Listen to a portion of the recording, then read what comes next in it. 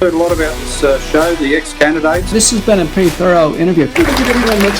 These institutions which we've been told to respect and trust are actually completely untrustworthy. Have you confirmed that you are negative before attending tonight if you are unvaccinated? I still see people with masks on and driving, and they're in the car by themselves. So you can pay my electricity bill, you thieving little spit. We're teaching them about what it means to be a pansexual instead of teaching them how to do your taxes. It's no for me. I say no to the voice. Hey everyone, welcome back to another episode of the ExCandidates. My name is Stephen Tripp, and as always, I'm joined by my good friend Adam Zara. How are you tonight, Adam? How was your week? Oh yeah, pretty good, Stephen. How you going, mate? Yeah, pretty good. And, my week was all right. Back at work. Back at work. And also a good friend of ours as well. We've asked him to come on, Paul Vallejo, former NASA aerospace engineer, and he's very well versed in all things pandemic and vaccines. So how are you tonight, Paul? Yeah, doing really well. Thank you. It's great to see you guys. Yeah, great. Thank you. Thank you for coming on. And on tonight's guest, I consider him to be one of the unsung heroes of the pandemic. From my perspective, when I was about to lose my job and, being forced into the consideration of having to take a vaccine, I heard about this Australian professor who was out there promoting his own vaccine. Unfortunately, you would assume that the Australian government would jump on board and be right behind him, but unfortunately it didn't pan out that way. And, I felt that if I was in a situation where I was going to have to take the vaccine, his one would be the one that I would choose. So it did give me a little bit of hope that I could kind of navigate my way through things. But as it turns out, I lost my job and didn't have to take the vaccine. So that's where we're at the moment. But Professor Petrovsky, thank you very much for coming on. How are you tonight? It's a pleasure. It's always tough on a Sunday evening, but looking forward to having a chat. Yeah, great. Awesome. So just for people that might not know you, and I know Paul was one of them, so we've tried to get him caught up on who you are. Can you give us a bit of a brief background of who you are and your credentials? So my background is as a physician. I'm a clinical endocrinologist, which means I look after patients with diabetes, thyroid disease, and hormone problems. But I also, after finishing my medical training, did a PhD in immunology at the Walter and Lysol Hall Institute in Melbourne, which is a very famous immunology institute.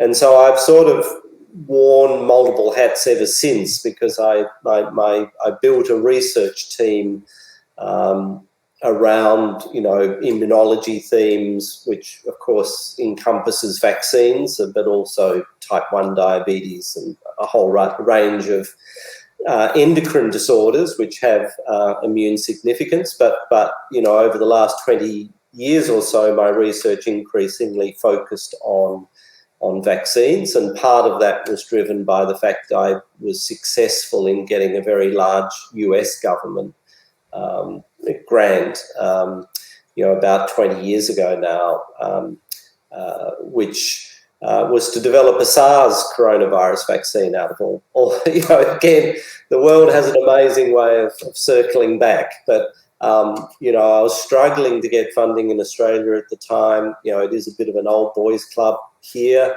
and I wasn't part of, in that club fully.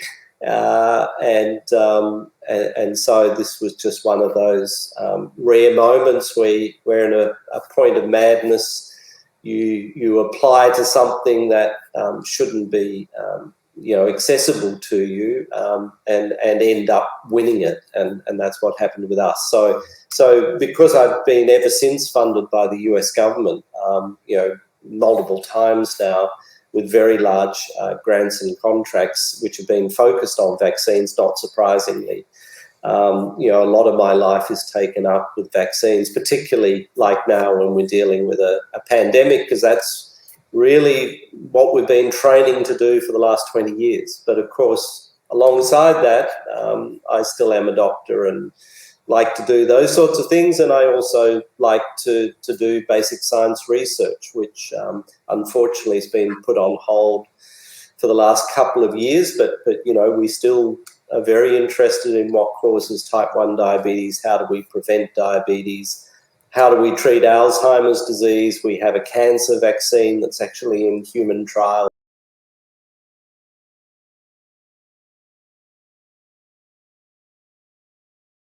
But because your vaccine is a traditional style of vaccine, you could actually kind of like speculate like on what the reactions would be and how it would work with the elderly group of people, couldn't you? Well, elderly people have had it, so we've given it to. I know at least one of them is 95. And they're going strong. So we know that it doesn't cause any side effects in people of extreme age. But what I'm saying is, in terms of changing their infection risk, you would need to do thousands of people in that age group, like whole nursing homes, and try and collect data. But that's impossible now because, as I say, they've gone in and jabbed everyone with an mRNA vaccine. So there's not even a population that would be open to it. You could give boosters, and I guess that's where we're now looking primarily, is the use of our vaccine as a booster, because I think there is some evidence that repeated doses of mRNA stop working, or they work for shorter and shorter periods. Proteins-based vaccines don't, I believe, have that issue. We certainly haven't seen it. So I think it's a better form of booster. But again, that's why we're doing clinical trials in Australia right now, is to answer some of because the questions just keep changing, because the context change, the virus changes, the number of doses people have had in the past have changed. So we're having to do all these studies with no income and no support. Meanwhile, all the big companies are just plundering all the money doing no studies. So it really is a very unbalanced or unfair environment where we have to do all the work and get no reward, and they're required to do absolutely nothing and just rip the money out of the Australian taxpayer. I mean, talk about who you know, right? It's a who you know. Unfortunately, that's the situation in a lot of things these days. But we better wrap it up, because if we keep going, we'll probably be Monday morning with all the questions we could possibly ask you. But thank you very much for giving us your time tonight, and thank you very much for all the work that you've done, not just in the last 3 years, but before that as well. Is there? And look, I mean, we do have questions. I mean, there's questions about a Royal Commission. There's questions about IgG4 that we could ask, but you have addressed those in other interviews. So I suggest people search for those interviews. You have addressed those issues in the past. But if people want to follow you as well going forward, is there any way that they could do that, or are you basically off social media? No, look, I don't have a lot of time for social media, but I mean, I am back on LinkedIn after a year exile. I'm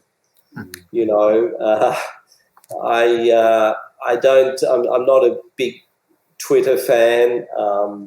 We do maintain a sort of a channel, but not. And I know Sharon runs a Telegram for a lot of the supporters around Australia. We're not big in. So I mean, again, it's just because we're just too busy trying to do the science and develop the vaccine. It doesn't leave a lot of leeway. So I apologise to our supporters if we don't talk a lot about the vaccine. But also, I guess we've been we've been threatened by the TGA to even talk about our vaccine. They're going to fine us millions of dollars. They really are out to get us. It's pretty serious, and you know, we've had, you know, some pretty senior lawyers look at it and said this is all just rubbish, but they can do whatever they like. They completely unfettered in their power, and they can abuse it as much as they like, and there is nothing you can do about it. So yeah, again, it's unfortunate when you find out that's how Australian institutions are built.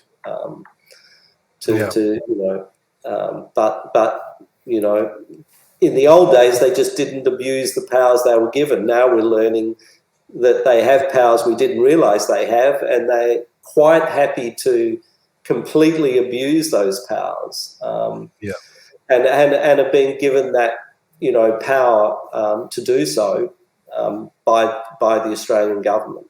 Well, hopefully we can turn that around one day, and you know, hopefully there's always a silver lining to things. And you know, this period has been tough for a lot of people, but there has been a lot of good that's come out of it. So hopefully we can propagate that into the future. But look, you know, we'd be quite happy to have you back on in the future as well, if there's any developments in where you're at with your research. But for your time tonight, we're very appreciative. So thank you very much. Yeah, no, it's a real pleasure, as I say. Always happy to talk science. All right, well, Adam, thank you very much, Doctor. Paul, we always appreciate you coming on. And for everyone that's watched this, if you've really enjoyed it and you feel that you know people that should know this information, please share it to them. So get this message out. So thank you everyone for watching, and we'll see you next time. Bye. Cheers.